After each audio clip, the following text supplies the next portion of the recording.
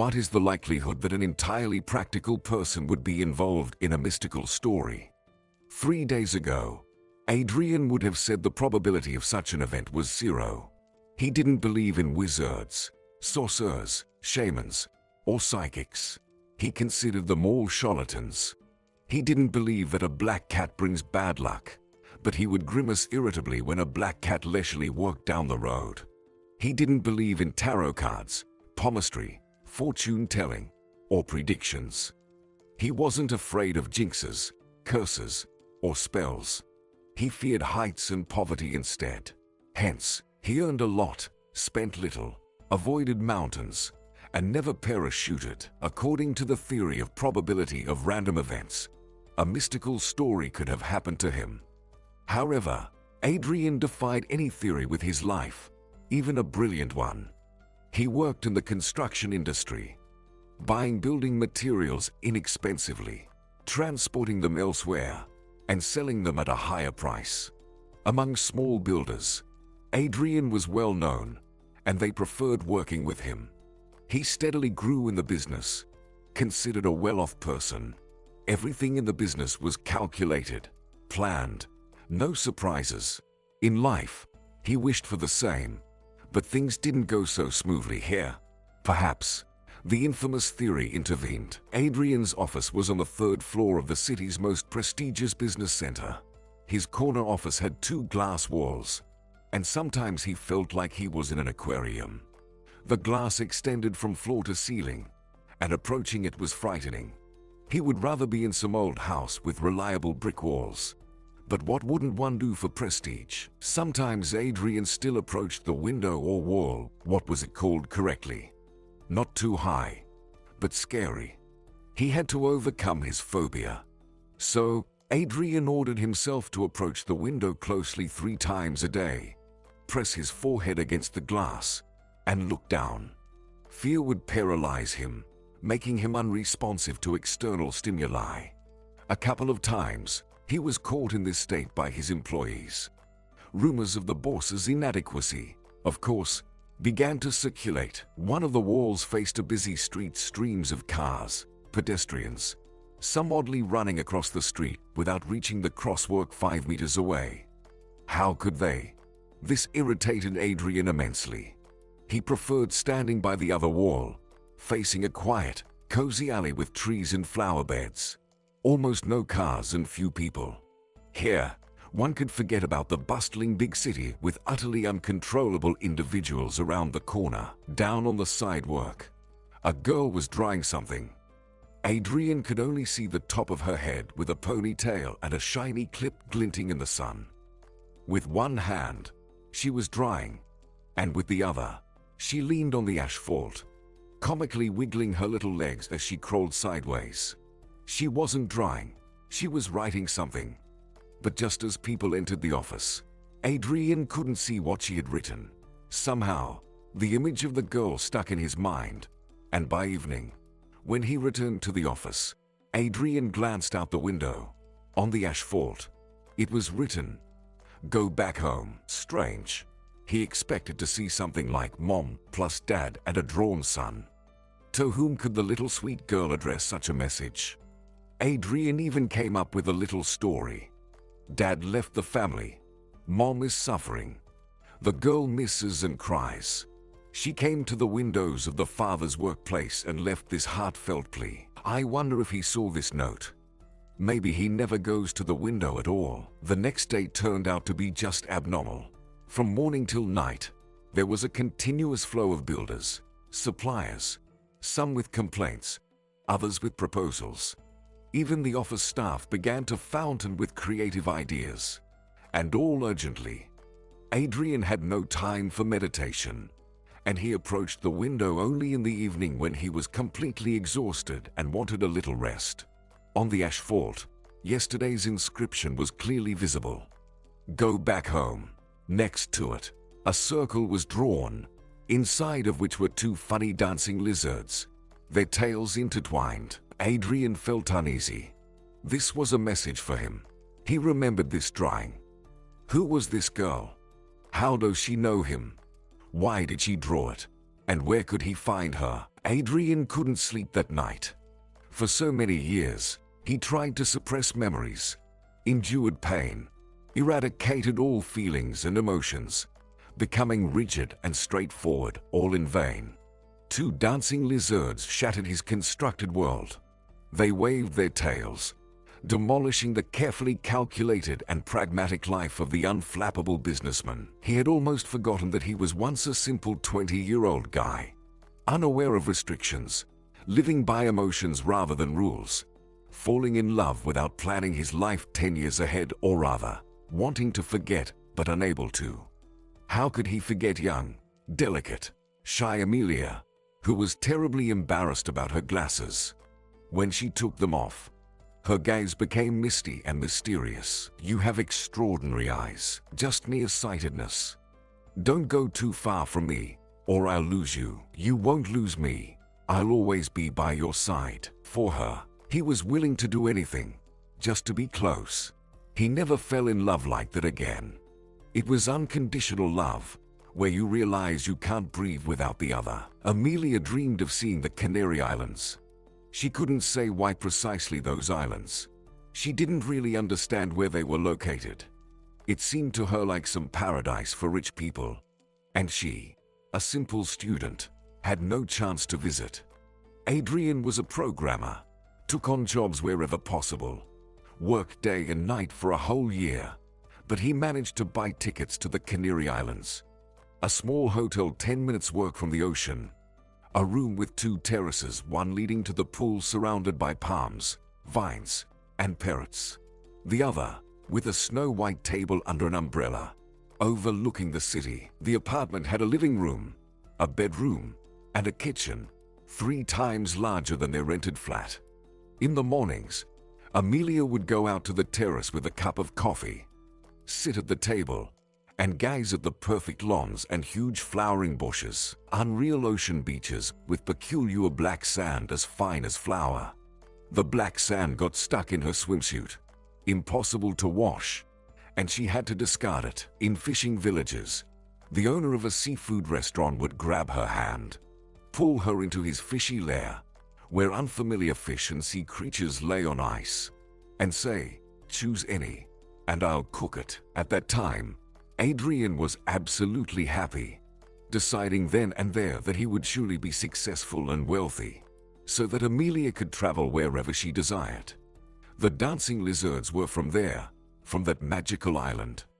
The lizard was the symbol of the island, appearing on souvenirs, dishes, lanterns, and benches. Live symbols, mini dinosaurs about 30 centimeters long, darted between the tables of street cafes, agilely grabbing anything kind-hearted tourists dropped on the ground. Cafe owners hung signs in all known languages. "Please do not feed the lizards." But tourists fed them anyway, finding joy in observing the lively creatures. Adrian and Amelia brought 2 medallions from the island. Round, made of black sand with glimmers, featuring golden lizards with intertwined tails. The same medallion the girl drew under the office window. Adrian's medallion was at home, in a desk drawer, in the farthest corner, so that it would be encountered less frequently. The girl couldn't have seen it, or could she? Adrian jumped out of bed, rushed to the table, pulled out the drawer, and emptied its contents onto the table. Digging through a pile of long-forgotten trinkets, he retrieved the dulled medallion. There it was, in place. Adrian never showed it to anyone or talked about the tragedy that happened over 10 years ago. Amelia and Adrian had known each other for a long time. They went to the same school. Amelia had been in love with Adrian since the 7th grade. He, of course, didn't pay attention to the little, slender girl with funny glasses. After school, he entered college, engrossed in student life, new encounters, passions, and breakups. He didn't remember anything about Amelia. Over 2 years, he went home only once. Amelia knew he had come. She even saw him on the street once. Her heart stopped. He became even more handsome. But she couldn't approach him. No one invited her into the circle of old friends. They probably had no idea there was a girl peeking around the corner, quietly shedding tears, suffering from unrequited love. But it was okay. In another 6 months, they would definitely be together. Because a love like hers happens once in a lifetime. Everything turned out just as Amelia dreamed. She came to the city, found Adrian, and he fell in love so deeply that he abandoned his cheerful student circle. No one else mattered to him but Amelia. They studied, worked, rented an apartment, dreamed of how they would live once they graduated. Soon after their return from the Paradise Island, Adrian graduated, started working. Adrian was so happy that he couldn't believe it himself. He looked at Amelia and wondered how he deserved such happiness. Why did this sincere, beautiful, wonderful girl love him? How did it happen that she chose him among millions of men on earth? He gazed into her most beautiful, blue eyes and thought he was going crazy because such happiness simply couldn't be. He didn't know he could love so deeply. So, if there was anything mystical in Adrian's life, it was the meeting with Amelia. It must be magic. Perhaps the amount of happiness allotted to a person is not boundless after all. If spent wisely, it might last a long time. But Amelia and Adrian didn't economize. There was so much of it that they spent it without thinking. Amelia fell ill. Her head was spinning. She got tired quickly, and she laughed. I see such colorful circles before my eyes. Don't you? Beautiful. Tomorrow you'll go to the hospital. Oh, I don't want to sit there half a day. A week later, she fainted right at the institute and ended up in the intensive care unit of the cardiology department. The young cardiologist didn't try to reassure Adrian. He told it like it was. The heart can stop at any moment. It's a genetic condition. An operation here won't help. With such a heart, she should have died about 10 years ago. Why wasn't it detected earlier? Did you ever have an ECG in childhood? No. Because people go to cardiologists when there are symptoms. Here, everything is asymptomatic until a certain point, and then it's like a threshold crossed. Unfortunately, we can only provide some support. Curing is impossible. So, what do we do? Continue living. Don't torment yourself or her. Just live what's left. Tomorrow we're having a consultation. But I'm afraid it won't change anything. No. How could they? What kind of doctors were they? Sit and wait for her to die? No, there must be some way out. While Amelia lay in the hospital, he wrote to various clinics, foundations, all in vain. A few clinics hadn't responded yet, but Adrian already understood that the local cardiologist was right. How to live through these months, looking at Amelia and knowing she is dying, was unthinkable. Adrian's world crumbled around him, and he didn't know how not to perish under the debris. He was dying, cursing fate, crying for himself, and apparently reaching a breaking point. He decided he wouldn't live without her. What else could he do? How to look into the beloved's eyes and know that it could end at any moment. He would gladly die himself, but it wouldn't save Amelia. Pretending that everything was fine and life continued was impossible for him. All his strength went into hiding the haunted look and not screaming out of despair. Upon leaving the hospital, Amelia lived as if nothing had happened. Everything as before. The main thing was that her beloved was nearby. Adrian didn't lie. He suppressed fear, writhed in pain, hid tears, and didn't know if he could endure it. After a couple of months, things got worse. Amelia hardly left the house anymore, shortness of breath, bruises under her eyes. One day Adrian came home and saw a packed suitcase. Amelia, what's this? I'm going to my mom. I need to visit her. I'll go with you. No, Adrian, you have work. You'll come on weekends. Are you out of your mind? What work? I don't agree. I don't want to be without you. I can't. It has to be. Adrian. He drove her to her hometown. He couldn't insist on anything further. It turned out his fragile, submissive girl knew how to be tough and demanding. His attempts to stay even for a day failed. Seeing him off, Amelia looked at him with such misty, otherworldly eyes, as if she were not looking at Adrian but somewhere deep within herself. She bid farewell. "I'll come on weekends. Yes, I'll be waiting. Adrian, I love you very much." He left, and Amelia couldn't wait. 3 days later, Barbara, Amelia's crying mother, called, and Adrian rushed back but didn't make it. The happiness ended. Love died, and there was nothing left in Adrian's life. All the good things that could happen had already occurred. There was nothing more to wait for. He forbade himself to think about Amelia. At first, it was difficult. Then he got used to it. His life thereafter was calculated, measured. No feelings, just reason. No love, minimal emotions. Moving into his own apartment, Adrian took only the locket with the golden lizards in memory of Amelia and headed away, so as not to see it. The business expanded. New friends appeared. But Adrian didn't tell anyone this story, and he certainly didn't show the locket. So, where did this image under the window come from? Who is this girl? Where could she have seen it? The past shouldn't be disturbed. Adrian regretted not seeing how the girl drew the lizards. He could have learned from her what it all meant. In the morning, arriving at work, Adrian approached the drawing on the asphalt. It was exactly the same locket. He hadn't imagined it. And the inscription, "Come back home," hadn't disappeared. But where to go back? He had just left home. Or was it about his old mom's house? You can think anything, but from any angle, it seemed absurd. "Adrian, can you hear me?" The head of the purchasing department looked at the boss with surprise. He laid out all the documents in front of him, spending 10 minutes explaining that in San Diego, they were loading the wrong configuration they had ordered.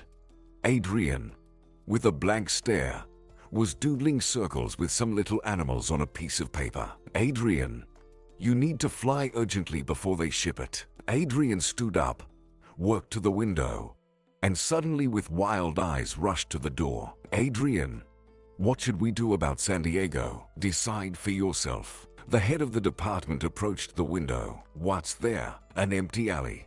A car passed. A girl was drawing with chalk on the sidewalk. What's with the boss? He's been acting strange lately. Adrian fled down the stairs, rushed through the hall, and burst onto the street, reaching the corner of the building. The girl was gone. He frantically looked around and, out of the corner of his eye, noticed her turning into the passageway between the neighboring houses. As he passed the drawing, he saw another word added: Newport. That was Adrian and Amelia's hometown. So, he needed to return to the house where his childhood passed. Why? Well, he could think about it later. Right now, the crucial thing was not to lose the girl and find out everything. The girl walked along the street, turned into alleys, passed through courtyards. She was heading to such an area. Passing under an arch, she disappeared behind one of the doors leading to a small courtyard. Adrian followed her. Thick brick walls, a long corridor, and several doors. No windows. The dim light was dispelling the darkness, emanating from a dim light bulb hanging from the ceiling. Adrian wondered, what should he do next? Knock on all the doors in a row. He listened. Maybe some voices or sounds. Nothing. Deafening silence. A strange place, no sounds, no smells. Absolutely empty walls. Nothing stood or hung. Adrian quietly worked down the corridor, listening. But besides his own cautious steps, he heard nothing. Many doors, but no people. Like some kind of crypt. Goosebumps on his skin. It was strange how he ended up here from the street. Like an underground place. He knocked on one of the doors. Silence. He pulled the door. It opened. Behind it was a brick wall. Perhaps there was no way out from here at all. No. He turned around and ran towards the exit. It seemed like he would open the door, and there would be another wall. One of the doors opened. In the doorway, bathed in bright sunlight, stood the girl. "Why did you come?" "I wrote everything I saw." Adrian tried to calm his fear and catch his breath. The girl was entirely real. It was her he saw under the window. Thoughts were jumbled up and wouldn't form into words. Why should I go home? And the locket. Where did you see it? I didn't see it. It appeared on its own. Come. Your grandma is waiting for you. Adrian was confused, feeling completely out of sorts. But he couldn't leave now. He entered. A small, bright room, 2 closed doors. In the light, Adrian finally examined the girl. About 8 years old, small, slender, narrow, long, completely impenetrable black eyes on her round face. Anthracite, not eyes. She stared, unblinking, with a gaze that was not at all childish. It was eerie, as if she could read thoughts. And from behind the far door, a voice was heard. Veronica, stop it. You see, he's scared. Come here. Adrian didn't understand whether it was for him or the girl. Should he go or stay? Veronica approached, took him by the hand, led him to the door, opened it, nudged Adrian from behind, entered after him, and closed the door. The room was dimly lit. The windows were covered with heavy curtains, leaving only a narrow strip of light. There was nothing scary or mysterious in the room, except for the abundance of furniture. Tall cabinets lined the walls, their contents indiscernible. Above the cabinets hung paintings, also indistinguishable, dark. A sofa, a few chairs, a table, and in the corner, some construction with a large bowl. In one of the chairs sat a woman, thin, in a long cloak, massive jewelry on her neck and wrists, gray hair, a face with deep wrinkles, and the same black, bottomless eyes as her granddaughter. Sit. The woman pointed to a chair. Veronica, don't interrogate him. She doesn't understand the source of her knowledge yet. She just sees. The woman rose from her chair, approached Adrian, put her hand on his head, and began making strange sounds on a single note. The space around distorted, wobbled, and vibrated. A piercing, thin sound, like a drill, drilled into the brain. Adrian looked up at the woman, but couldn't see her face. Instead of a face, there was black mist, and in that mist, golden lizards riffed. Through the mist, the woman's face with those black, frightening eyes became visible. She was whispering something, and Adrian's heart pounded with horror. He tried to get up to escape from this dreadful place. Not just stand up. He couldn't even move. In the corner, a fire flared up in the bowl. The mist stretched toward the fire, brightening, shimmering with multicolored flashes. Adrian hallucinated his familiar, incredibly beautiful face of Amelia. Without removing her hand from his head, the woman took something from the cabinet shelf and pressed it to Adrian's forehead. Cold emanated from the object. The drill in his brain disappeared. The mist evaporated, and with it, the horror. The old woman with strange eyes removed her hands from his head and returned to her chair.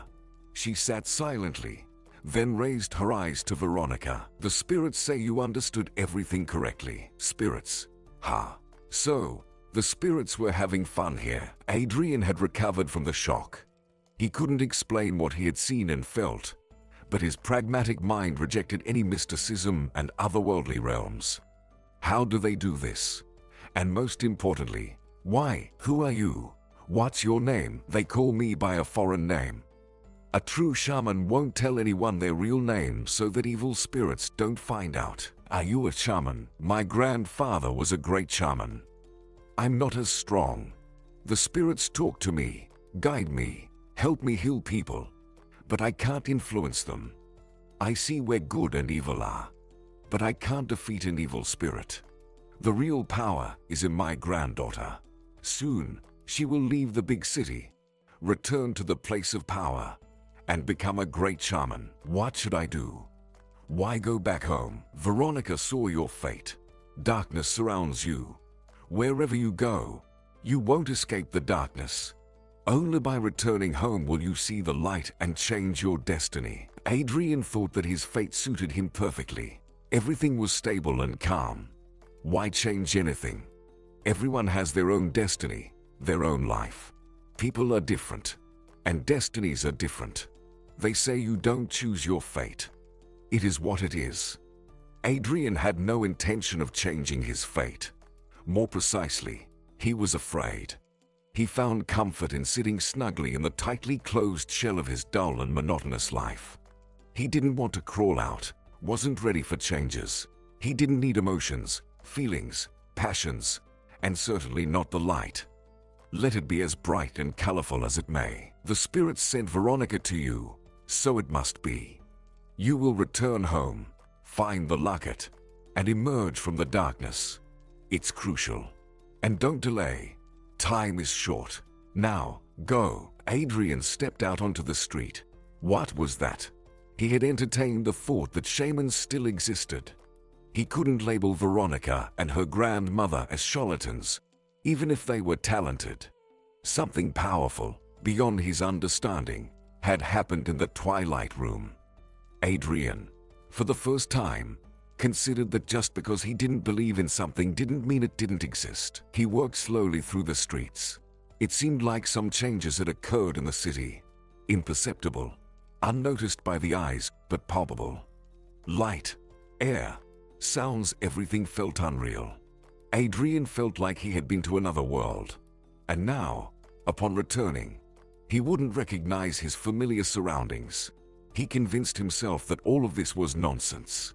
No shamans with granddaughters would make him break free in the middle of the work week to go back to his hometown. Well, he should visit. It's been a while.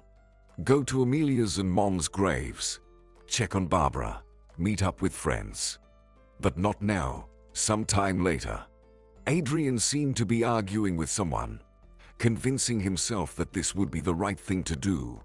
Yet, deep down, he knew he would go, maybe even tomorrow. At night, he dreamed of the shaman, golden lizards dancing, and in the colorful mist, Adrian discerned, this spirit is good, and this one is evil. For some reason, the shaman's face transformed into Amelia's, and someone whispered all night. The spirits said you must go.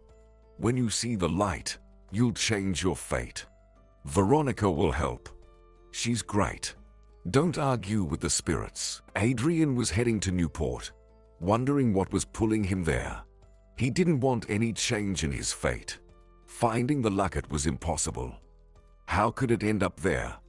Even if Amelia brought it there, where was he now? If not at Barbara's, searching would be pointless. Well, he would find the locket. And then what? The light would shine, fate would change, and the spirits would smile. Some kind of shamanism. Although Adrian's skepticism had diminished since yesterday, Adrian pulled up to his childhood home. The house, weathered by rain, looked like an orphan. The house smelled damp and musty. In the past, the aroma of pies and Mom's favorite cherry jam with cinnamon lingered instead. Nothing had changed in the old house. The same slightly creaky floors, large windows. Mom loved the light. Old, now called vintage furniture. A bit dusty, but still cozy. A normal house, suitable for living. Although Adrian had no intention of living here, a week would be enough. He'd find the locket, and if not, even better. Adrian, is that you? Iris, the neighbor, stood in the doorway. Aunt Iris, thank you so much. So many years have passed, and the house is still intact. Just miraculous. I was driving and thought this place would be in ruins by now, but the house is perfectly habitable. Let me give you a kiss. Better tell me, are you here for long? Come to our place. You must be hungry. Michael was delighted with Adrian's childhood friend visiting.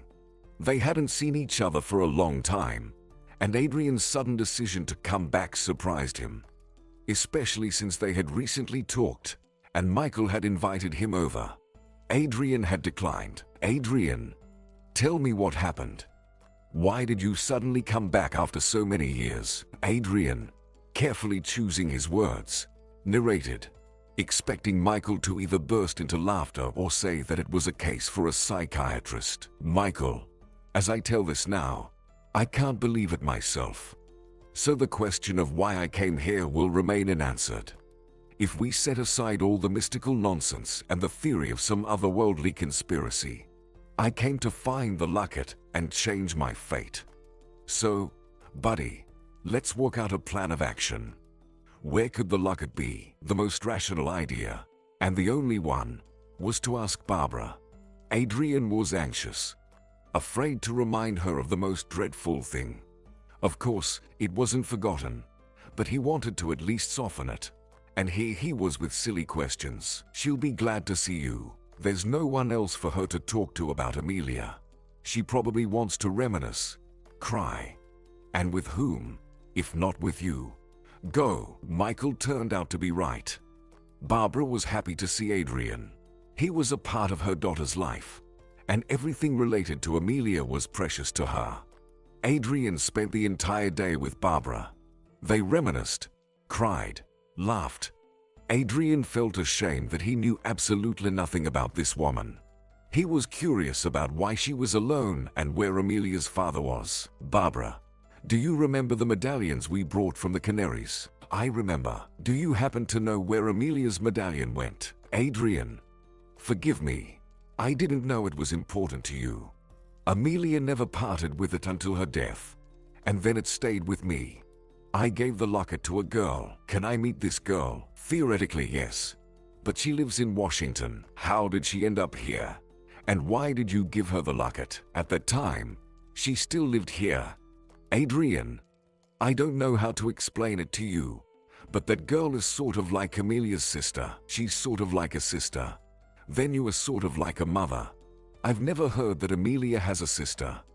Barbara, did you forget about it? Maybe you can explain. Barbara's husband left her when Amelia was just 2 years old. It was some kind of crazy love affair, and the mistress was already pregnant. They could have fought, refused a divorce, played with nerves, but Barbara let him go. Life wouldn't be the same anyway. She cried, suffered, and continued to live. She had Amelia. The former husband had another daughter, and guess what? He named her Amelia 3 times. The man had a serious lack of imagination. Later, he got another mistress, left the family again, left town, and none of the women knew where he disappeared. Both girls grew up without him, unaware of each other's existence. After Amelia's death, Barbara's life ended. She didn't eat, didn't drink, contemplating how to exit life quickly and painlessly. One day, there was a knock on the door. Barbara, as usual, didn't react. How long could this go on? Couldn't she be left in peace? Barbara, please open. You don't know me. I am your ex-husband's daughter. Mom just told me that I had a sister. Please let me in. I want to know something about her. Barbara had no intention of talking to anyone about her daughter, especially some girl she didn't know. But the girl didn't leave. Barbara stood up and went to the door to explain that she shouldn't come here. It was difficult to work. Her legs wouldn't cooperate. Her head was spinning. She opened the door, thinking that hallucinations had started due to nervous exhaustion and hunger. On the doorstep stood her daughter. After a second, she came to her senses. Well, of course, it wasn't Amelia, but the girl looked incredibly similar.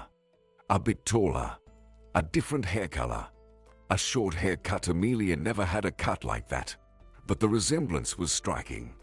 The girl was nervous, looking scared, clearly unsure what to say or how to behave. Barbara thought the girl was frightened by her appearance. Probably. She looked terrible. What's your name? Amanda. Come in, Amanda. Later, Barbara would say that Amanda saved her from death. If it weren't for Amanda, she wouldn't be in this world anymore. She wouldn't have let anyone else into her house and would have died of exhaustion.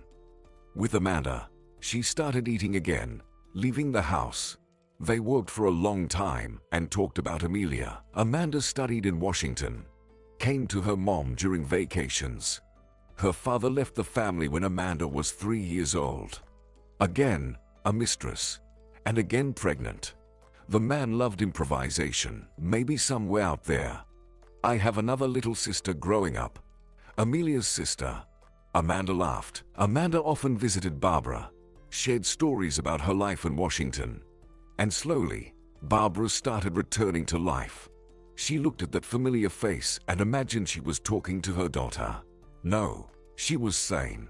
She understood that this girl was not her daughter, but it made things a bit easier. The vacation came to an end, and it was time for Amanda to leave. Barbara then gave her Amelia's locket as a memento of the sister she never had the chance to know. Amanda occasionally called and, when in town, always visited, warming Barbara's heart. That's the story, Adrian. Amanda got married and lives in Washington. Barbara, do you have her phone number? Please give it to me. I really need to find the locket. It's just a regular souvenir. What's so special about it? I don't know myself, but I need to find it. Let's do this. I'll find the locket, and then I'll tell you the whole story.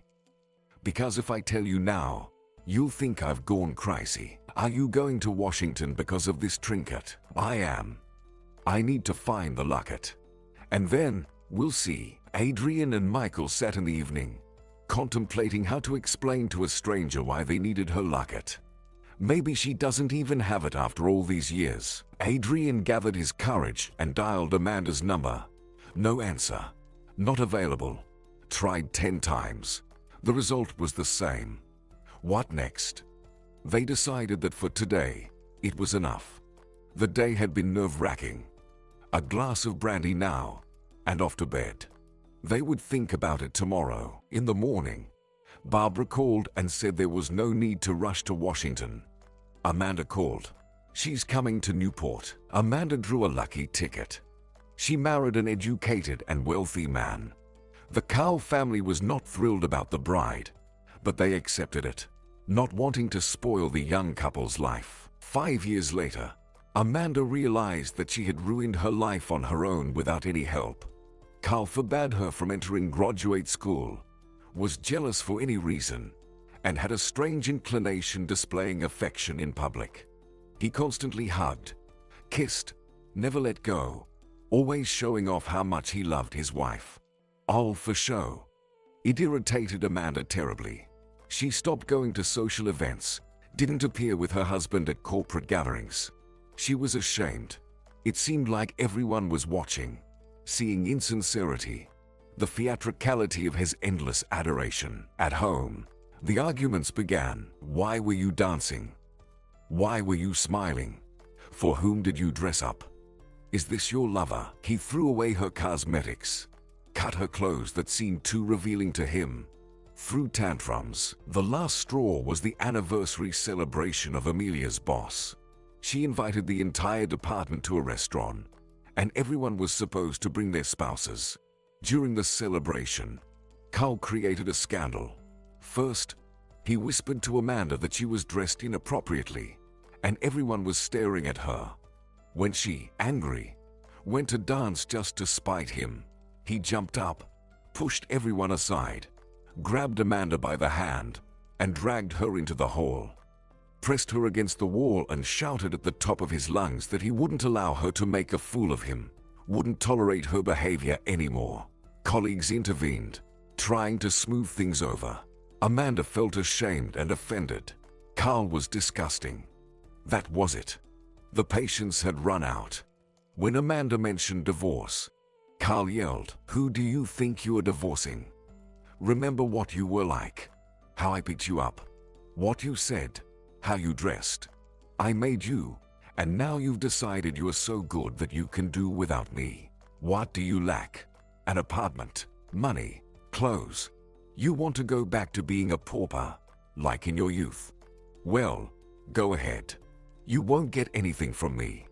Live as you like. You won't find a job, and I'll take care of that. Let your lovers support you now." When Amanda decided to leave and filed for divorce, her mom, who had married Uncle Clinton 7 years ago, was initially disappointed. Uncle Clinton didn't raise Amanda, but their relationship was warm. Amanda was grateful to Uncle Clinton for making her mom finally happy. However, Amanda's return didn't bring joy to her mom this time. How can this be? My girl, maybe you've just imagined it all.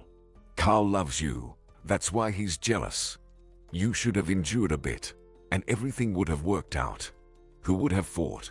He seemed so decent, reliable. Amanda, what now? Are you going back to Washington? I don't want to go to the capital. I'll stay here for now, and then I'll think about it. Uncle Clinton, will you hire me? I didn't go to graduate school. No titles.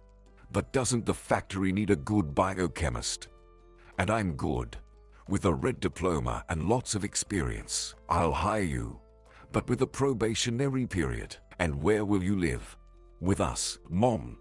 Don't be offended, but I'll stay with Grandma. Amanda's grandmother was a legendary figure. She worked as a midwife in the maternity ward for over 40 years. The profession made her disciplined, tough, uncompromising. But for Amanda, she was a kind and beloved grandmother. Since childhood, if Amanda did something wrong, her grandmother always stood up for her. She never allowed the thought that her granddaughter could be at fault. Amanda might hide something from her mom, but never from her grandmother. Even now, she didn't start lamenting like her mom. Why are you alone? Carl is good. You should endure. If Amanda left Carl, then it was necessary. Living together further made no sense. She just asked, do you not love him at all? Granny, can you love someone entirely, or not at all? Either you love or you don't. I did a dirty deed, got married without love, and paid for it. Listen to advice. Marry for a good match. A young, well-off guy. Ruined my life and his. Actually, a decent person who was not to blame for anything. And he behaved rudely because he knew I didn't love him. Oh, Granny, you know me. I'm not too patient. Grandma, I'll go to Valerie. That's the right thing to do. She kicked out another man. There'll be something to talk about. Valerie was Amanda's closest friends in school. Valerie's parents were creative souls, distinguished puppet theater actors. They took a long time to choose a name for their daughter, wanting something unusual and solemn, and settled on Valerie. Amanda and Valerie first met when they were 13. Valerie's parents moved to Newport, and since then, the girls attended the same school, were in the same class, and sat at the same desk. They were completely different. Amanda was serious and calm, with a penchant for chemistry and physics, while Valerie was temperamental, couldn't sit still, and adored music and dance. They sang together in the school ensemble, went to exhibitions and concerts. No school event was complete without their participation. Valerie was exceptionally beautiful, so stunning that even the most ardent classmates, usually prone to jealousy, admitted it. Tall, slender, with black locks, and her eyes were extraordinary, changing color from gray to dark blue. Valerie loved to dance, practiced Latin American dances, dreamed of entering a choreographic school, and making dancing her life's work. She knew her own worth. She often heard the envious expression, "Life is easy for the beautiful," but didn't believe that beauty was a ticket to a happy life. In Washington, Amanda and Valerie went together as well. Valerie joined the Department of Variety Dance. Everything unfolded as she had dreamed. Students formed a small group, choreographed several dances, and started performing at events, restaurants, corporate parties, and weddings. They had plenty of work, well paid, and soon Valerie moved from the dormitory to a rented apartment. Occasionally, Amanda, tired of dorm life, would visit Valerie to spend a couple of days in quiet. Staying longer wasn't an option. Valerie constantly flowed from one intense romance to another. Although, when Amanda visited, Valerie promptly kicked out her latest fiancé. "Amanda, come in, darling. Please run to the store. Buy us something delicious.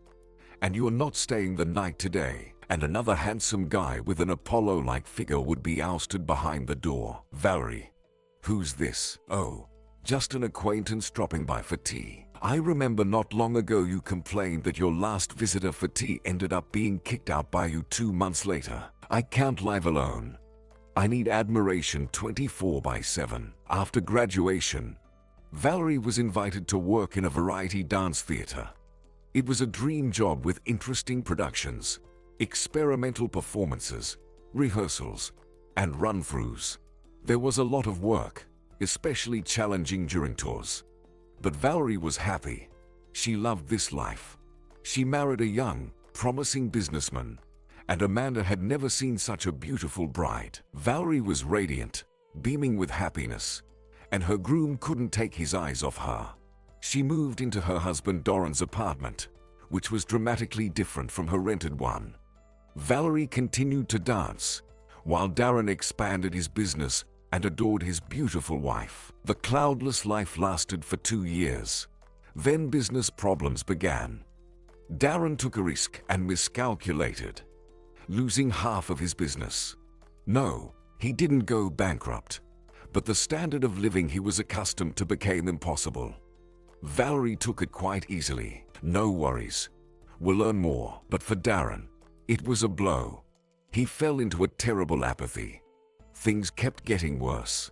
Valerie tried to reassure, cried, pleaded with her husband to pull himself together. All in vain. Problems kept piling up, growing like a snowball, and soon completely overwhelmed the once promising businessman. Valerie thought that her husband needed time to recover. He was strong and smart. He would fix everything. But the strong and smart one began to drink, and no matter how hard Valerie tried, she couldn't do anything about it. Money was tight, and she, just like in her student days, started working at restaurants and weddings again. At home, it was hell. A drunken, bile-filled, and uncontrollable husband vented his anger on his wife, accusing her of all sins. Darren rolled into another outrageous scandal. Valerie had just come home, barely standing on her feet from exhaustion, and he, driven mad by drink, yelled, sprayed saliva, and insulted. She looked at her husband with surprise and disgust. Where had the love gone? She wanted to hit him to make him shut up. Since when did she think he was strong? He was weak, worthless, couldn't take a hit, pitied himself, and blamed everyone around. Valerie realized that a choice had to be made. Either her husband, who lost his humanity, or a job at the theater. She chose the theater. Again, a rented apartment. Again, 2 friends pouring their hearts out to each other. Amanda, with doubts about marrying Carl, and Valerie, with the guilt of an abandoned husband. When Amanda asked for advice, Valerie sincerely outlined all the advantages of marrying Carl. Carl loves Amanda, wealthy, promising. It briefly crossed her mind that she also had such a husband. And how did that end? But that was her story. Amanda would be fine. Valerie always had plenty of suitors. In her theatrical circle, she didn't take appearances seriously. On the contrary, they were just like her. Stressed horses, with no money, no apartments, no prospects. She didn't chase oligarchs, but she wanted a husband who stood firmly on his feet, not afraid of losing his job, and also someone who would think about future children. And Valerie wanted children, not right now, but in the near future. Valerie found a very worthy specimen. Intelligent, pleasant, not a poor 40-year-old man. Exactly what she needed. He courted her beautifully, gave flowers and gifts, took her to expensive resorts, looked at her with adoration. Valerie decided that when he proposed, she would agree. Reliable. After the performance, he picked Valerie up from the theater and took her to a restaurant for dinner. He looked at the tired Valerie with sympathy. Valerie, quit this job already. How much longer? Your life is all work. Let me pay you this much. He drew an amount on the napkin equal to what Valerie earned in a year. You will take care of yourself. It will be enough for everything. And for me too. Now that's an offer. I'll think about it. Are you offended? Why would I be? Very lucrative offer. Luck has finally smiled on me. Not everyone is so lucky. Still offended. A truly intelligent and attentive manual, a marvel. Not just a manual. Valerie, let's go somewhere for the weekend. Where do you want to go? No. I don't want to shake in an airplane and spend half a day in airports. What's the deal with men? If they can't earn, they fall apart and start drinking, torment their family, blame the whole world, and do nothing to fix their lives. If they're successful and rich, they stop feeling and loving, blindly believe in the power of money, thinking it will shield them from loneliness. Young artists came to the theater. Valerie understood that she would dance for another 2 years, and then she needed to look for a job as a choreographer. It turned out not to be a problem. Student and children's dance studios always need choreographers. But she didn't aspire to the big theater. She vowed not to get involved with her colleagues. But here came resentment, worry about the future, and here's what happened. Franklin was a talented artist, a handsome man, tender and passionate. They started a relationship. When Valerie realized she was pregnant, she was scared. They married and waited for the child to arrive. However, they waited in their own way. Valerie stayed home, and Franklin continued his vibrant artistic life: rehearsals, performances, tours. Valerie helped, but he wasn't home for weeks, sometimes months. It seemed to Valerie that he smelled like a new woman every time. She didn't create scandals. It should be like that. Once she told Amanda, "My dance career is over. I won't be able to return to the theater after maternity leave. So, there's nothing left for me to do in Washington. It's time to go home. What will I do here with a child?" What about Franklin? You don't think we're a happy family, do you? Whether I leave or stay, it doesn't matter to him. Nothing will change for him. And I'll be better off at home with the child. When the child grows up, then I'll think about what's next. Oh, Valerie, you're desperate.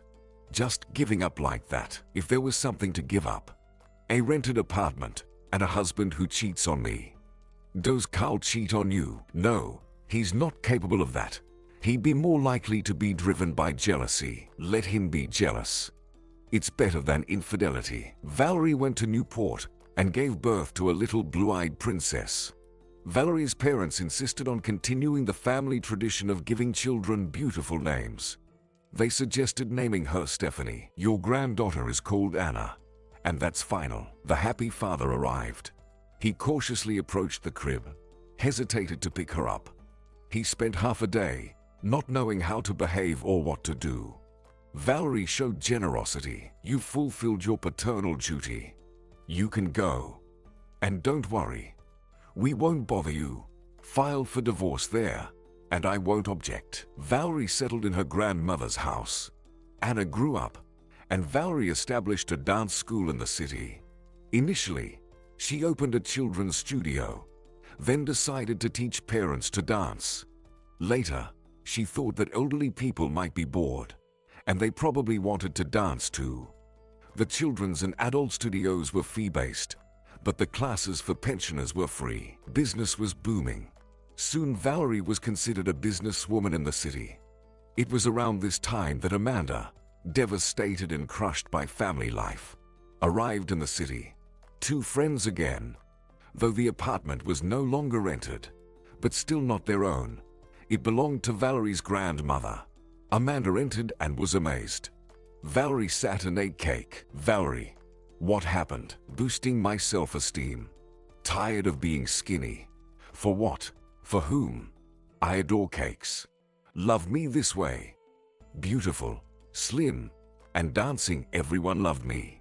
I kicked out another manual. They say he's good, but he's boring. I don't even want to talk about it." "Valerie, why do you and I, beauties and smart girls, end up with useless guys? I've had only one, and you already have a collection. Is there something wrong with us?" "Calm down. Don't get nervous. You and I are the epitome of normalcy. Men are cowardly now. They're afraid of beautiful girls. They fear love, fear responsibility. What if children are born? You know, I'm an optimist. There are still good men out there. We will be happy for sure." "Well, yes. Let's believe in supernatural forces and wizards.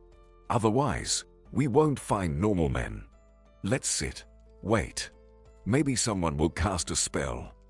Will you give me a piece of cake? Or will you eat it all yourself? Amanda's phone rang. It was Barbara. Amanda, are you in town already? Yes, Barbara. I'll come to you tomorrow. What time will you come? Are you busy? I'll come whenever you say. Well, what can I be busy with? What do I have to do? I just need to know when you're coming. I want to introduce you to a young manual. Barbara, don't introduce me to anyone. I don't need anyone. Amanda, I'm begging you. He needs to meet you. He specially came to town for this.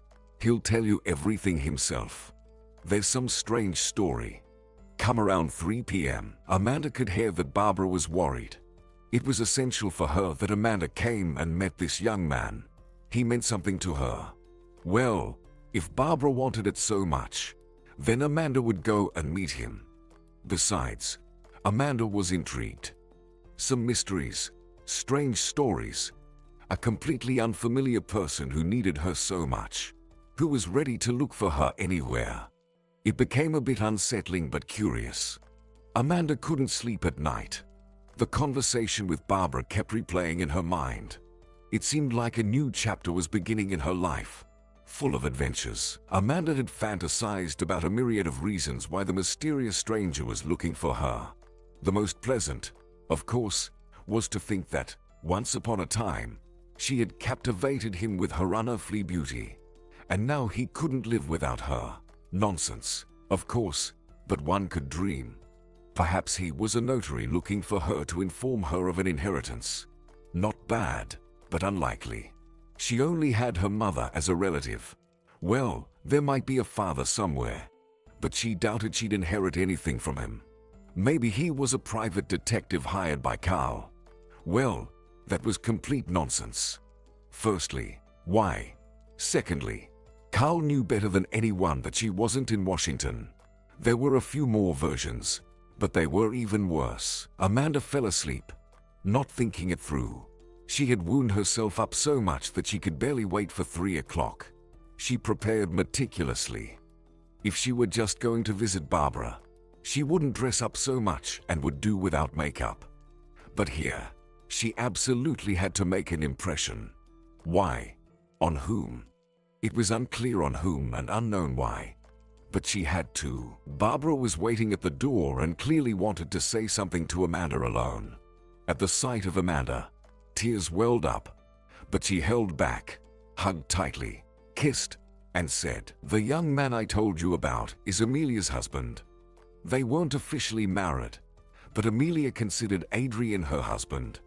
They lived together and loved each other very much. After her death, he stopped smiling, stopped being happy, and now he came all excited, as if he came to life. Some goal appeared. What does that have to do with me? Come, you'll sit down, talk. He'll explain everything himself.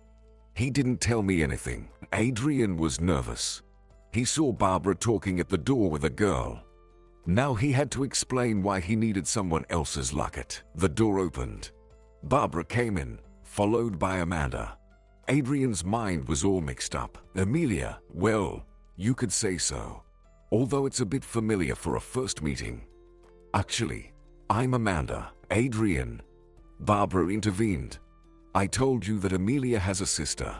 This is our Amanda. Adrian looked at her with amazement and even fear, as if she were a ghost. He remembered about the sister, but didn't expect such a resemblance. Somewhere in his brain, something clicked. That's why I'm here. It's not about the locket. He was sent here for this girl. Find the locket, change fate. Spirits and shamans are right. Now his fate will change. He doesn't know anything about Amanda yet, but it doesn't matter anymore. However it turns out, there will be no more old life. Maybe not to ask about the locket. What does he need it for now? Although no, the spirits commanded to find it. Oh my God. Am I seriously contemplating what the spirits want or don't want? Adrian stood with a frozen gaze. Amanda wanted to laugh, Barbara realized that she would have to salvage the situation. Let's sit down. Have some tea. Adrian, do you hear me? Sorry I didn't warn you that they are so alike. I didn't think you'd be so stunned. Tell us, Amanda, why do you need the locket? Amanda, do you remember the locket with lizards? Of course, it's a memory of Amelia. Where is it? Listen, I think you really aren't yourself. Why do you need my locket? Adrian took the locket out of his pocket. This one. Where did you get it? This is my locket. You should have the same one. I really need to look at it. It's important. You're really strange. Well, if you need it so much, come to my place. It's somewhere in my things. I haven't unpacked my bags yet. And can you explain why you need it? I'm afraid if I start explaining, you'll decide that I'm not just strange but crazy. I have a friend, Michael. I told him, and I was waiting for him to run to a psychiatrist. So, he convinced me that I'm not insane, that these things happen. You'll show me the locket, and then I'll call Michael, and he'll tell you everything. What happened is so unreal that I doubt my mental abilities, and Michael will explain that I'm normal. He'll make it work. All right. Let's go get the locket. What about me? Barbara protested. Am I not going to find out anything? Barbara, I'll tell Amanda everything first. Adrian, let's go already, or I'll burst from curiosity. You've intrigued me so much I can't take it. And call your friend. Let him come. While driving to Amanda's house, Michael and Valerie called. Leslie, Amanda's grandmother, looked with interest at the young man Amanda brought into the house. While Amanda was searching in her bags, the grandmother entertained the guest with conversations and, at the same time, inquired about who the guest was. Her granddaughter had recently escaped from a difficult relationship, and she didn't want her to get into trouble again. Leslie liked Adrian. Serious, educated, with a good profession, though a bit nervous. It was too early to draw conclusions, but he seemed like a decent guy. She needed to keep an eye on him. Adrian's phone rang. Excuse me. Yes, Michael, you've arrived. I'll meet you right now. Amanda came out of the adjacent room. This is my grandmother. Adrian's a friend who came. Valerie should be here soon. Do we have a reception today? Well, something like that. Sorry I didn't warn you, but it seems important. At last, there are people in this house. Can I attend? Okay, I'll make some tea. It's more pleasant to talk at the table. A tall, dark-haired, dark-eyed man entered the house, and when he smiled with a sincere, open smile, Amanda thought that the reserved and tense Adrian was probably a good person if he had such friends. She needed to get to know him better. Valerie entered the house with a cake in her hands. Valerie, do you now not only eat cakes at home but also carry them everywhere with you? I told you, I'm boosting my self-esteem. Your self-esteem won't fit in the wardrobe soon. You'll have to change it. Well, Amanda, why didn't you say you had guests?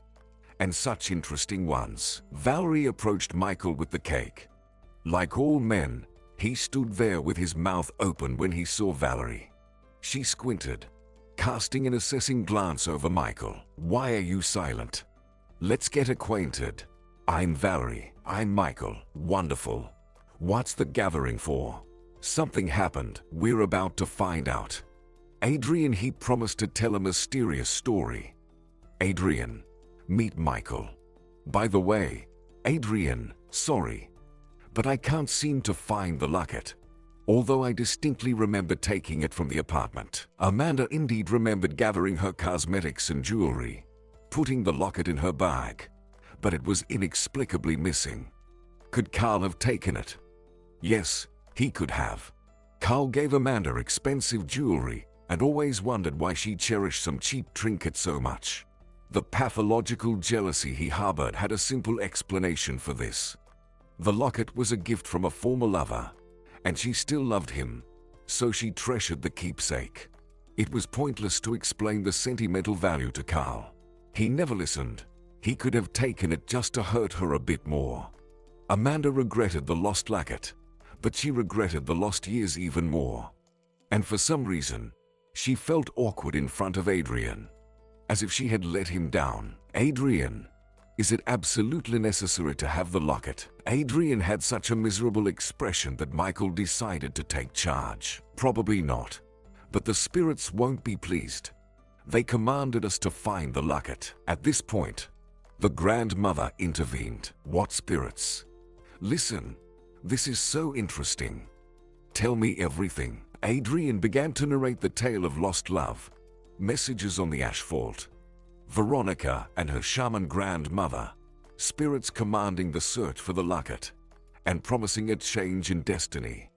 He skipped the mystical details and concealed his emotions to make it sound more realistic. It turned out even worse, less convincing. A grown man went after a girl, encountered an old lady who spun some tale, and he impulsively set out to find a locket. Adrian, tell them like you told me about the multicolored mist, dancing lizards, voices, about what you saw and felt. Then Adrian seemed to let himself go, deciding to face whatever might come. He spoke of sensations, fears, and doubts. Once again, he saw the gray mist, terrifying black eyes, and distorted space. They listened to him, holding their breaths, with astonishment and fear in their eyes. Adrian glanced at Amanda, trying to understand if she believed him or not. If anyone immediately believed him, it was the grandmother. She asked him to describe the shaman. The girl kept asking what he saw, what he felt, what exactly the spirit said. She was disappointed that such an encounter hadn't happened in her life. She would not have been bewildered, having learned everything from the spirits. Amanda and Valerie looked at Adrian warily. Adrian and Michael left, while Amanda and Valerie kept thinking. How should they respond to Adrian's story? Believing it seemed foolish. But the grandmother and Michael insisted it was true. Valerie, what do you think about all this? There's no reason for him to make up such a story. Either it really happened, or he's seriously troubled. The most surprising thing is that in such a small town, Michael and I never met once. That's where the mystery lies. The grandmother decided that she should say what she thinks. They could figure out the rest themselves. Young people often overlook things, assessing everything from the perspective of rationality and correctness. She had lived a long life and knew for sure that there are things beyond the grasp of reason. What to call it depends on one's faith. Some believe in God, some in parallel worlds, some in supernatural forces. Everyone has said at least once, you were protected by God, implying that something beyond intervened in life. The grandmother believed that all premonitions, things, and dreams are hints from these unknown forces. Roughly, this is what the grandmother told the girls, adding, "Girls, I don't know what you see in Adrian, but I see an absolute pragmatist, someone living by the rules, confined within boundaries. Such a person, far from believing in mysticism, love, and joy, forbids himself from loving and rejoicing. Do you think a person like that would impulsively start looking for some locket? It should have deeply moved him. Otherwise, he wouldn't have budged. Did he believe in the possibility of happiness? It might sound harsh, but he wants to rid himself of his painful love for Amelia. He's tired of her and of himself. He's tired of being a robot. He wants to live. And those forces, in his case, the spirits, decided to help him. He believed, and he believed immediately. So he rushed here. Do you think he doesn't understand how it looks from the outside? I have no doubt that everything happened as he described. You may believe it or not, but you must help him." How did the grandmother manage to see and understand everything so clearly? And how did she neatly organize everything into categories? She was right. One could believe it or not, but help was needed. The only question was how. Adrian didn't understand what to do next. He was tired. Too many shocks and emotions in the last few days. A whirlwind had invaded his measured life, uprooted him, and was now tossing him around. Veronica with her grandmother talking to spirits wasn't enough for him.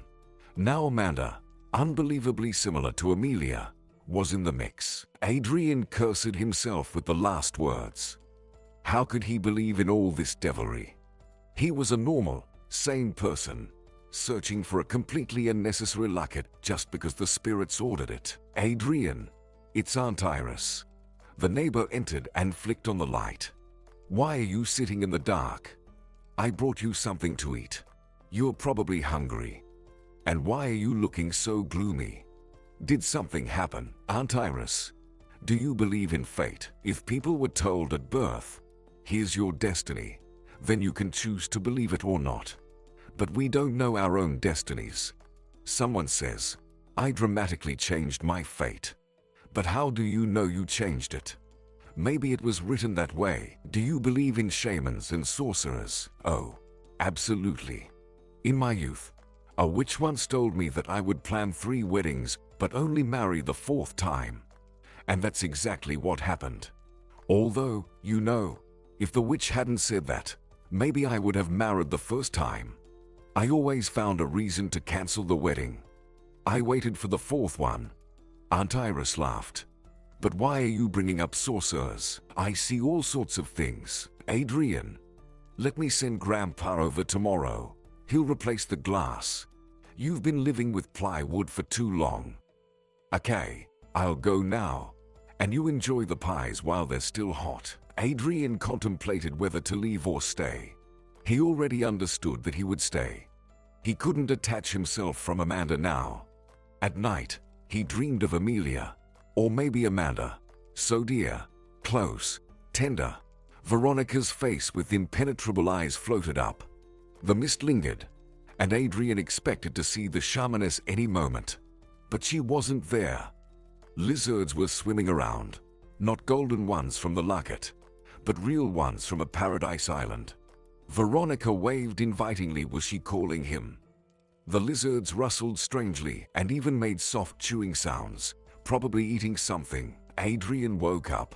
He opened his eyes. It was dark, and the lizards were chewing. Well, communicating with the spirits didn't go unnoticed. After all, he had gone mad. The darkness near the window shifted somehow, and he realized someone was standing at the table. Not just standing, but devouring his food. A robber. He came to rob and decided to snack. Adrian jumped off the couch. The intruder darted into the distant room. Adrian managed to grab him by his clothes. He twisted, and in Adrian's hands remained some piece of fabric, while the robber dashed to the window. The robber tried to climb out but got caught on a nail and got stuck. Adrian pulled him off the windowsill, grabbed him by the collar, and dragged him into another room. The uninvited guest was of small stature and physically weaker. He resisted, but Adrian dragged him to the couch and flicked the light switch. On the couch, huddled, sat a teenager about 13 years old. Unkempt, dirty, with a bruise under his eye and a broken nose. Why did you climb in here? What did you want to steal? Uncle, let me go. I didn't steal anything. I didn't know someone was in the house. It looked empty. I just wanted to sleep in the warmth. Nowhere to sleep. Nowhere. Well, that can't be. Who hit you? Your parents. I'm from the orphanage. What's your name? I'm Jack. Uncle, let me go. Hungry. Although, why am I asking? Listen, Jack, you're going to the bathroom now. Wash up, and I'll prepare something to eat. We'll figure out what to do in the morning. You won't turn me into the police. No, I won't. Jack went to the bathroom, while Adrian headed to the kitchen. He wondered if Jack would run away or not. What to feed him with? Found a pack of pasta in the cupboard. It would do. Jack shuffled into the kitchen and sat on a chair. He stared at the pot boiling pasta, swallowing saliva.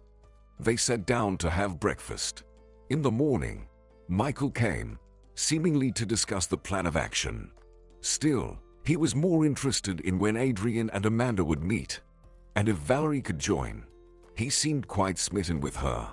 They were having coffee when Jack entered the kitchen. "Uncle Adrian, is there anything to eat?" "Adrian? Who's this?" Adrian explained where this boy came from. "Most likely, he ran away from the orphanage. Probably. We should return him there." "I don't know, Michael.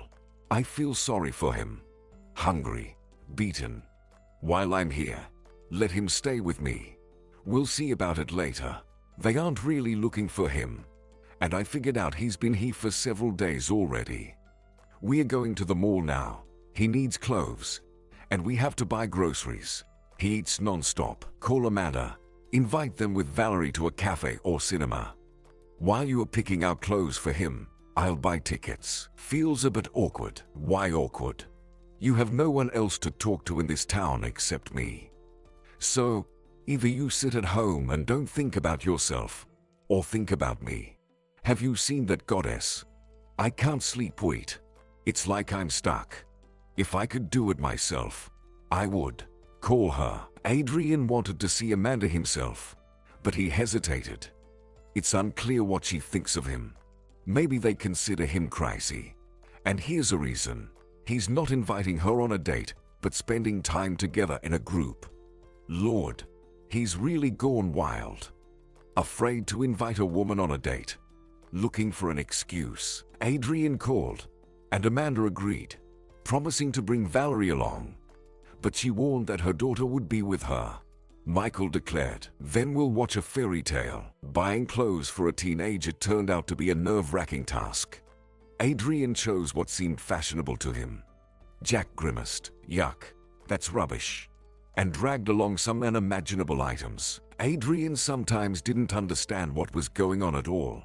In the end, Jack's outfit was a bit too much, but the boy was glowing with happiness. Well, let him dress like a parrot. The shopping center was full of cafes, and Jack peered into each one with hungry eyes but didn't ask for anything. Does he want to eat again?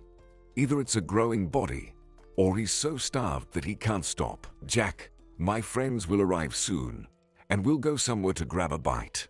Can you hold on?" Seeing Amanda, Adrian flinched again. Why does she resemble Amelia so much? Goosebumps. Little Anna nestled comfortably on Michael's broad shoulders, and Valerie held him by the arm. Michael beamed. 2 hours into the movie. What should we do? Maybe go to the park. Jack's face lengthened. What park? Will they not feed us there? Adrian laughed. The boy's face became so miserable. I suggest going to a cafe. I have a hungry child. As far as I've noticed, he's always hungry, Michael said, whispering. Who dressed him up like that? He dressed himself. Ripped every piece of clothing with a fight, but he looks fashionable and happy. Which cafe are we going to? In the cafe. Amanda looked at Jack with pity. Michael, while they were driving, told the boy's story. At least what he knew. Where Adrian found him, Michael still didn't understand. It's as if Amanda saw Adrian in a different light. A person who picked up a homeless child cannot be callous. Grandma was right. He was tired of living without love and came here to change his fate.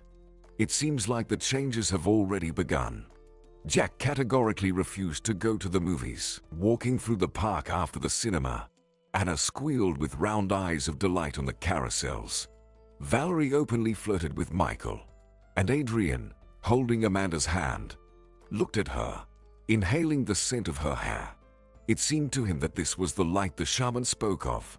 He was slightly worried that Jack hadn't shown up, fearing he might get into trouble again. Anna, tired from the rides, fell asleep right in Michael's arms. It's time to go home. It's already late. Michael drove Valerie with her daughter.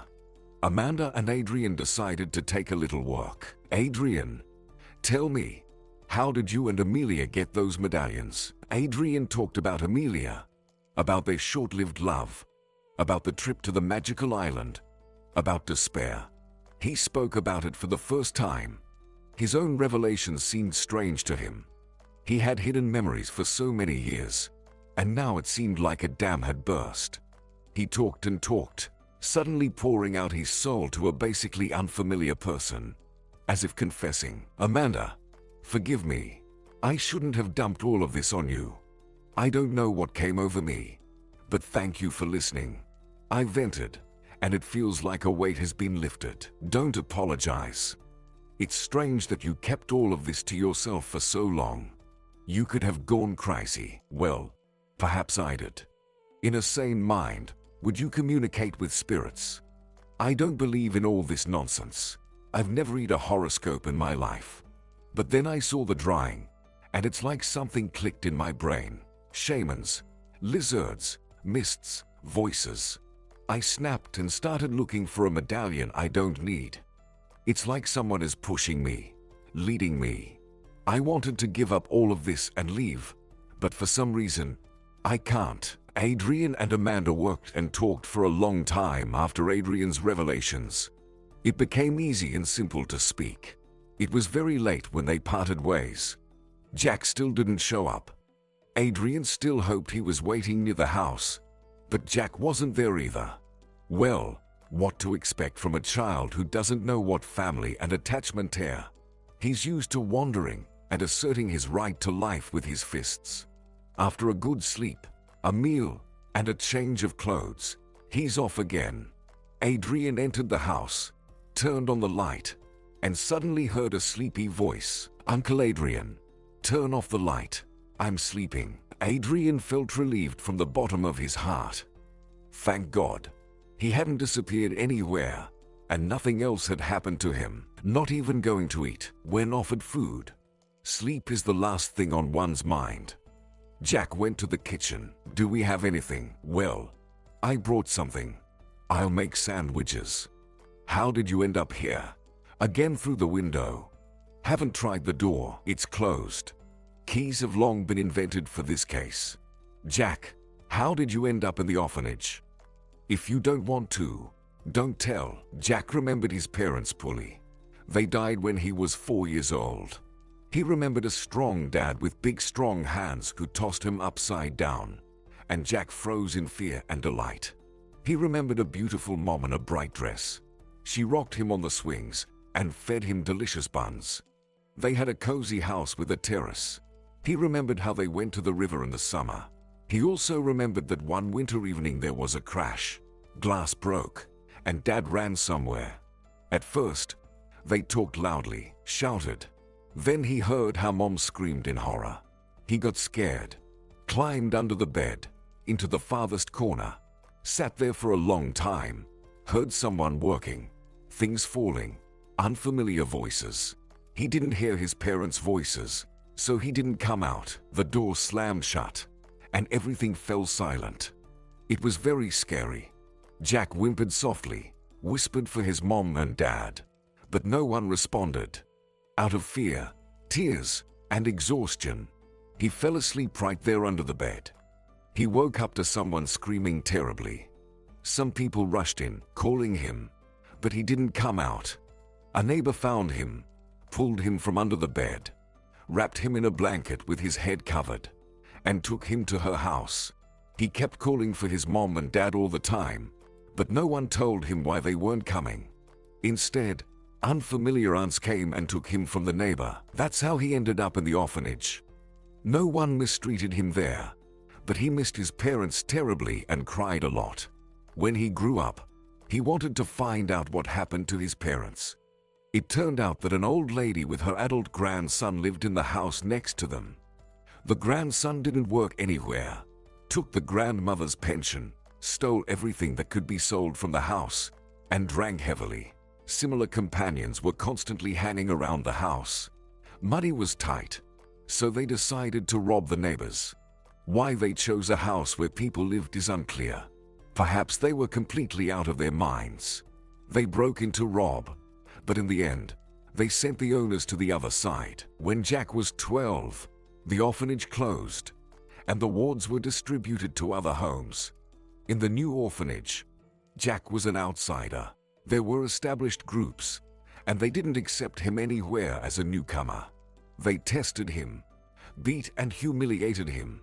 The orphanage had cruel survival rules. Jack started running away, but they always caught him and brought him back. This time he ran far away, all the way to Newport. He looked around, stalked, chose a house where no one lived, broke a window, and climbed in. That's how he ended up in Adrian's house. True, later the neighbor covered the window with plywood, but that was even better. And when Jack found food in the house, he didn't even think that someone might be living there. Jack went to sleep, and Adrian sat, wondering what would happen to the boy. Everything seemed bleak in this boy's life. Adrian needed to go to the orphanage, find out if they were looking for Jack, and assess the overall situation. An unexpected and unwelcome guest arrived at Amanda's. The grandmother saw from the window that a car had pulled up to the house. Interesting. Who came? Adrian seemed to have a different car. Carl got out of the car. Amanda, he's here. Carl entered, looked around, smirked. Hello, Amanda. So, this is how you live. I guess you didn't like the good apartment and prefer it here. What keeps dragging you into this mess? Carl, did you come here to insult me? Don't bother. I've heard it all. You've already explained how ungrateful I am. Well, excuse me. I just can't believe this squalor. How can anyone live here? Amanda, come back to me. We lived well together. Give me another chance. Carl, stop it. I won't go back to you, but I love you. Amanda, forgive me. I know I behaved badly, but I was so afraid of losing you. Tell me, Carl, why did you steal my favorite locket? Is this some kind of revenge, out of spite? When I realized you were really leaving, I decided to do such a petty trick. I knew it would upset you. Carl took the locket out of his pocket. Here it is. I brought it. Let's go home. Carl, it was bad with you, and without you, everything is good for me. I won't come back. I don't love you. Carl was driving to Newport, contemplating his own nobility. He generously forgave his runaway wife and didn't spare the effort to personally bring her home. Well, she got offended, had a breakdown, but now she regrets it. Doesn't know how to come back, probably misses and cries. And now she claims she won't return and that everything is fine. So much money spent, so many nerves wasted.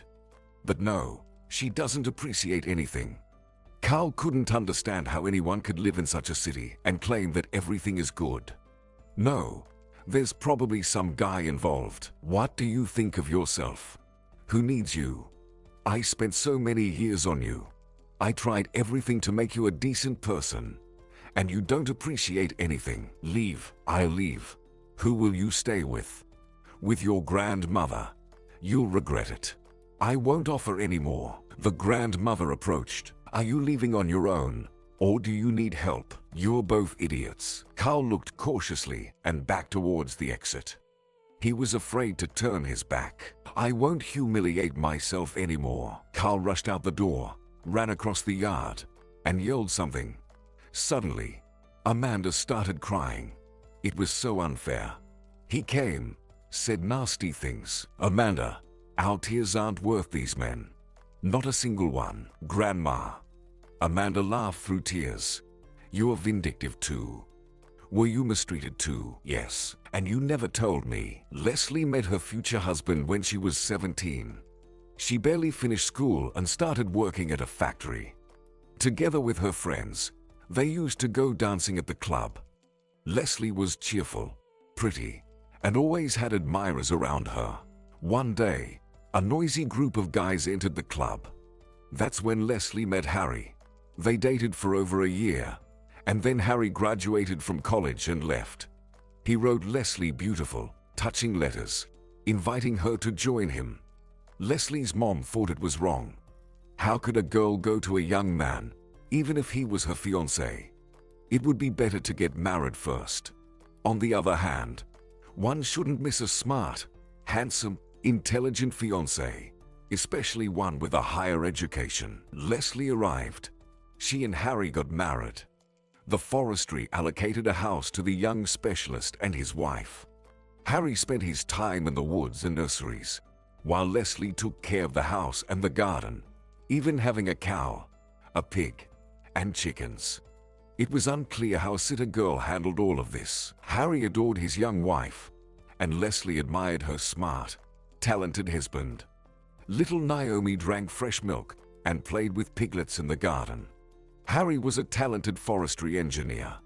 In his nursery, they grew things that were considered impossible for the local climate. 5 years later, he was offered a job in the city, in the landscaping department, immediately as the chief engineer. 3 years later, he became the manager, and the family moved into a new large house provided by the management. Leslie completed dressmaking courses and worked at one of the city's studios. They were happy, loved each other just as they did in their youth. Prosperity, a car, and a clever daughter who excelled in music and academics became part of their life. They lived together for 20 years. Leslie thought it would always be this way, and suddenly, Harry didn't come home one evening. Leslie called all friends and acquaintances. He hadn't appeared anywhere. Leslie barely endured until morning. She called his workplace, and they said he was on vacation. In what vacation? He didn't say anything, and all his things are here. During the day, some girl called. Judging by the voice, not older than their Naomi, and with triumph in her tone, she declared that Harry chose her. Her world shattered. It was impossible to go on. She spent a week lying face to the wall, not crying, not thinking, not even remembering her daughter. Naomi came home rarely from college, so Leslie was left completely alone. Even her friends didn't show up.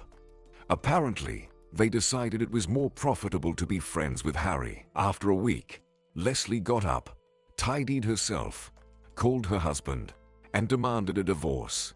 He didn't object, left the house to Leslie, took the car for himself, and didn't even ask about their daughter, as if she didn't exist. What surprised Leslie the most was that after so many happy years, Harry didn't even want to talk to her. If he had come and said it happened, he fell in love with someone else, Leslie would have understood. Not forgiven, but understood. Instead, he cowardly ran away, didn't deem it necessary to talk. Some girl calls and announces that your husband is no longer yours. It was humiliating. She crossed both her husband and friends out of her life. Several years later, Harry begged for forgiveness, begged to take him back. But Leslie didn't forgive betrayal and didn't forget humiliation. Harry gave up on her and their love. If a person did that, he didn't deserve forgiveness. Sometimes rumors reached her about her ex-husband's personal life not going well. I didn't want revenge, but he got what he deserved. Since then, I've never cried over men. They might have cried because of me, but I never did. So, Amanda, forget about your ex-husband. He's gone. Grandma, maybe we have some kind of curse along the female line. Something's wrong with us, all of us. Neither you, nor me, nor Mom can sort out our personal lives. Nonsense. I was happy for 20 years. I won't argue about your mom's first husband. He was a jerk. But now she has Clinton. As for you, miracles are happening. Tell me, how did you and Adrian end up in Newport at the same time? It's like higher powers brought you together. Isn't it miraculous? By the way, Carl returned the locket. You should call Adrian. Tell him, well, I can't be the first to call. Let him call. Waiting for a man to call. You'll grow old alone. What to do? Men like initiative. Learn from your friend Valerie. She twists men around her finger. They enjoy it. So, make the call. Besides, you have a reason. I won't call today. I'll take the risk tomorrow. Amanda was stirred up by Carl's arrival. Disgusting and hurtful. But she had only herself to blame. She thought she needed a beneficial move. A job in Washington. Everyone said she needed to settle well. So, she settled. Nothing happens for no reason. All subsequent misfortunes stemmed from the desire to arrange life correctly. The warning signs were there even before marriage. He was jealous, irritated by trivial things. Even back then, she didn't enjoy being with him in the company of friends. She avoided it. Perhaps it works for someone, but it didn't for her. This move brought her no benefit. Fortunately, she managed to get out of it without losses. Amanda gathered herself and hurried to Valerie. So many emotions, yet her friend was unaware. As soon as the door opened, Amanda realized that perhaps it wasn't the right time for her emotional outpouring. Franklin opened the door. All ex-husbands gathering in Newport now. What brought this on? Valerie was furious. Sparks were flying. Franklin huddled in a corner of the sofa, afraid to look, evidently realizing he messed up badly. Valerie in the kitchen made a racket with dishes, forcefully placed plates on the table, and tossed spoons. Amanda whispered, "Valerie, what happened? He's not a man. He's some kind of misunderstanding." Valerie didn't lower her voice. He got kicked out of the theater. So, not only is he not a genius dancer, but he also messed things up. Got involved with a businessman's wife, who turned out to be a criminal authority. Now his lover, covered in bruises, is heading to her historical homeland, and this fool fled from Washington. Nothing better occurred to him than to show up here. Valerie threw another plate and stormed into the room. Amanda followed her. "Why did you come here, Valerie?" "I missed my daughter." "No. Did you hear? He missed his daughter. After so many years, he didn't miss her. And now suddenly, he feels nostalgic. Do you know what he brought as a gift for his beloved daughter? Nowadays, they distribute food with all kinds of gadgets on trains, like on planes. So, he brought packs of sauce, sugar, cream, a jar of cheese, and also a dress." Valerie rushed into the bedroom and brought out something red with sequins and feathers. "There you go. My goodness. Why did you come here? You have countless mistresses. Did they all dump you? Well, rightly so. What if an enraged husband shows up, who wants to get caught under a hot hand?" Amanda watched this scandal and wondered why all ex-husbands seemed cut from the same cloth. They believe that a wife, even an ex-wife, is their property. They blissfully announce their arrival, thinking she won't disappear anywhere. But Franklin seems to have miscalculated. Memory fails him. He forgot what Valerie is like. He won't handle this hurricane. The key turned in the door, and someone was opening it. In came Anna. "Mom, Uncle Michael and I saw a bard." A massive, smiling Michael entered the room. Amanda stared at Valerie in amazement. How does she manage this? She knows the guy for 2 days, and he's already bringing a child from daycare. Franklin had practically melded into the sofa. He realized he shouldn't have come here. They might beat him up. He thought that his ex-wife wouldn't resist him with his ideal physique and artistic charm, that her feelings would stir, and he could sit this out for a while until everything settled in Washington. And money was tight. He was counting on living on Easy Street for a bit. He thought about his daughter at the last moment, didn't have time to think about how to behave with her. What if Valerie tells the girl that he is her father? He looked at Anna and understood that paternal feelings weren't awakening in him at all. It never occurred to him that Valerie might have another man.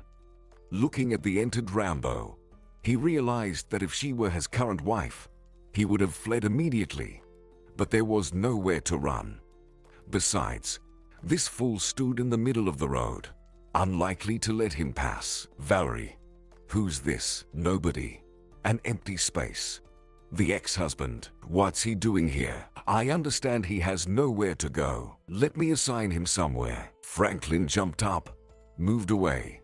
Hysteria splashed in Valerie's voice. "Don't assign me anywhere." "Young man," Michael approached closer. "Do you have a place to stay? It will be uncomfortable for you here. How about I take you to a hotel?" "Valerie, does this young man stay here? Or should I escort him to the hotel?" "No need to escort me. Just give me the address. I'll find my way." "Agreed." Franklin ran away so fast. It was clear he wouldn't remember his paternal feelings anymore. "Valerie, today is a significant day for us. We need to mark it on the calendar. We got rid of the exes, hopefully, for good. It needs marking." Michael chimed in. "Michael, How did you manage to show up at the right time? I'm always timely and in the right place. Instead of keeping tabs on me, you should have inquired about where Adrian is. And where is he? He went to the children's home to find out about Jack's fate. I think he's serious about it. Something about that kid struck a chord with him. Well, that's right. I believe he can provide the boy with a decent life. He has enough money. Oh, guys, why did I come here? I have the locket. I need to give it to Adrian. That's it. Adrian will be swept away by our spirits. It's scary interesting what will happen next. He'll be back tomorrow. You'll give him the locket, and we'll see what happens. What's going on? Is a worth a life for Jack determined by money? And what about trust, peace, and understanding? Is that not worthy? Can you buy a cool phone? Worthy. Bought ice cream with your last money? Unworthy. Amanda worked home, pondering, who is this Adrian? Could she rush to help someone else's child? And he, so rational, thoughtful, and calculated, rushed. By the way, how is Jack now? Adrian hasn't returned yet, and this one sits alone, waiting for his fate to be decided. Amanda turned around and headed towards Adrian's house. Jack, on the other hand, wasn't waiting for anyone, and clearly wasn't contemplating his fate. He lay on the sofa, covered in chips, watching Bruce Willis once again save the planet. Asteroid debris was flying, a drilling rig was collapsing, and the slightly scratched hero bid farewell to his daughter with tears in his eyes. Jack immediately shed a tear, sobbed, and tried to relieve stress with chips. Amanda's arrival with poignant conversations disturbed him. This was the climax. Bruce would die, but the planet would be saved. Of course, it would be saved. They were all alive. Willis would save them. Meanwhile, Amanda was mumbling something about trust and understanding. The movie ended. And finally, it dawned on Jack that Uncle Adrian had gone to the children's home. Why? They'll catch me and bring me back. They'll find out where he lives and come for me. I won't go back to the children's home. Jack jumped up, frantically grabbed his clothes, put on whatever fit, as long as it was more. Amanda shouted that they wouldn't give him away, held his hands, tried to convince him to wait for Adrian and understand what he found out. Jack wasn't listening. Terror filled his eyes. He broke free from Amanda's grasp and rushed out the door. Amanda cried. Only now did she realize the nightmare Jack lived in. The mention of the children's home terrified him. Jack didn't know where Adrian went. If not for her, Jack would have calmly waited for Adrian. All troubles came from women. She caused all this mess. She had to take responsibility. If she hadn't gone looking for Jack, the runaway, he couldn't be found. So, wait for Adrian and apologize for making Jack run away. Amanda didn't dare to lie on the sofa. She fell asleep at the table, resting her head on her hands. She dreamt of an old woman with black, terrifying eyes.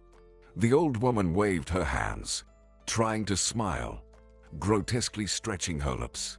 And suddenly, she said clearly, "Give away the locket, or happiness won't come." Then she rattled with something, and Amanda woke up. It wasn't the old woman making noise. It was Adrian, stumbling over a bucket at the entrance. "Amanda, why are you here?" "Sorry, I'm such a fool. I scared Jack away. He ran off." "Don't worry. He won't get far. He's probably eavesdropping now," Adrian shouted. "Jack, they won't send you back to the children's home. They'll give you to me. We just need to process some documents." Jack quietly entered the room. "Really? Well, it's not decided yet. I need to collect a whole set of documents, and you need to give consent. You're a self-sufficient young man. Nothing will happen without your agreement. But think about it. I'm nobody to you. Do you need this? I warn you, I won't allow vagrancy. If you want to live as a family, share responsibility, we'll get along. If you think you can escape the children's home and do whatever you want, it won't work. I'm a tough guy. You don't know that yet. I want you to live with me. Do you need this? Think about it. Go to sleep, and we'll discuss it tomorrow. Jack walked into the room. He wouldn't sleep tonight. He would think. Destiny was at stake. Amanda looked at Adrian, marveling at how he could be like this, and who else considered him calculated and rational. He lives by emotions, not reason. Perhaps the spirits took notice, seeing how a sincere, loving, and sensitive person confines himself within the bounds of reason and calculation. They decided to save him, considering him worthy. Life on Mars. No life on Mars. Science doesn't know. Just like here, there were spirits, there were known. It didn't matter. If something made a person radically change life, look at oneself from the outside. Let go of fears and doubts. Believe in love and happiness, then it's right. Without Adrian's shamans and spirits, he wouldn't be sitting next to Amanda now, gazing into her blue eyes, dying of happiness. What is it? Shamanism, sorcery. What's the difference? No matter what you call it, it turns out to be love. Oh, Adrian, I forgot. Amanda pulled the locket out of her pocket. Here. Adrian looked at the locket and didn't want to take it. He was afraid. After all, he found everything love, happiness, light, and destiny. Why would he need the locket? What if everything collapses and he's left alone again, without Amanda and Jack? Adrian, I was told to give the locket to you. Who told you? Amanda, I've gone crazy with these spirits and predictions. But where are you heading? Take it. You were ordered to find the locket. You found it. You found not only the locket, but me and Jack. Adrian cautiously took the locket in his hand. Nothing happened. He took out his own locket. S80, stared, then moved them together. Some kind of wave passed through the room. Space seemed distorted. The ceiling rippled. The walls vibrated. Everything was covered in a mist of strange, shimmering colors. Lizards from the lockets emerged in the fog, wriggled, and flowed from one locket to another. Adrian would have thought he was hallucinating, but Amanda saw the same thing. They sat stunned, not understanding what it was, but it was. They both saw it. Amanda didn't say anything. She exhaled. Now I believe you. What's next? Veronica called me. I think I should visit her. The shaman said I would change fate. I believe Jack's fate will definitely change. She also said I would see the light. Now you don't think I'm crazy, right? I think the promised light is you. It's silly. We barely know each other. But I love you. I love you. But you won't believe me. Let's go to Veronica. I think that's why she's calling to separate you from Amelia. Adrian. Why go to Veronica? I'll tell you without her that I like you. Yes, the resemblance with Amelia confuses me. Indeed. Whom do you love? Me or Amelia's copy? But we know each other too little to talk about love. Let's talk more without shamans and figure it out. Adrian couldn't believe it himself. Was he starting a new relationship? He had long forbidden himself any feelings, from love to hate. But Amanda was extraordinarily sincere, intelligent, beautiful. It's a pity she looks so much like Amelia. It will be challenging to convince himself and others that it's not about Amelia, but about Amanda. Well, the spirits will help. Is he seriously considering spirit assistance now? Come on, Adrian. This is getting clinical. What spirits? If Amanda is right there, sitting in your kitchen, reach out, embrace her, and say you love her. Although he said it already, he doesn't believe he loves her, not Amelia. Adrian, I'm heading home. My grandmother is going crazy worrying about her granddaughter not coming home. I'll work you. No. I need to take a walk alone and think. Amanda left. Jack was asleep, and Adrian was contemplating how to proceed with his life. He had done everything, returned home, found the locket. Destiny had changed for sure. That measured and dull life was no more. Now, Amanda and Jack are a part of his life. Speaking of Jack, What made him think he could handle it? He had never seriously thought about children. Sometimes the thought crossed his mind that if Amelia were alive, they would have had children. But those were just thoughts. No regrets. Uncle Adrian. Jack came into the kitchen. They won't give me to you. You don't have a wife, so what? What difference does it make? I have a big apartment, a good income, all the conditions. They don't give children to single men. Nonsense you're talking. It's not nonsense. The guys told me. I know myself. Either to a complete family or to single women. Never to men. No one will tell you this. You'll collect the paperwork, and then they'll refuse. You're nobody to them. If you were a real uncle, maybe. But no, Jack, all that doesn't matter. The main thing is you have to decide if you want to live with me. And how to do that. I'll think about it. Why think? Uncle Adrian, you're like a little kid. You should marry Amanda. And that's it. Adrian looked at Jack. Is he serious? What a fantasy. He's still a child, of course, but not that little. He should understand that getting married a week into knowing someone isn't realistic. Amanda would definitely be against it, and Adrian himself hadn't thought that far ahead. Jack, that's impossible. Why? You like her. She likes you. So get married. Someday, maybe, we'll get married. But not now. Don't worry. I'll make sure to bring you with me. Adrian had nothing else to do in Newport. He had fulfilled everything the spirits instructed, found the locket, witnessed the light, and altered destiny. Now, all that remained was to wait for happiness. Somehow, Adrian was convinced that his life would be different now. No more arrogant and pragmatic businessman. He was now a man in love and with a grown child. It was time to go back home. Adrian knew that without Amanda, he couldn't continue living. But would she go with him? She mentioned that she liked Adrian, but that wasn't enough to drop everything and move to another city. Besides, Amelia stood between them.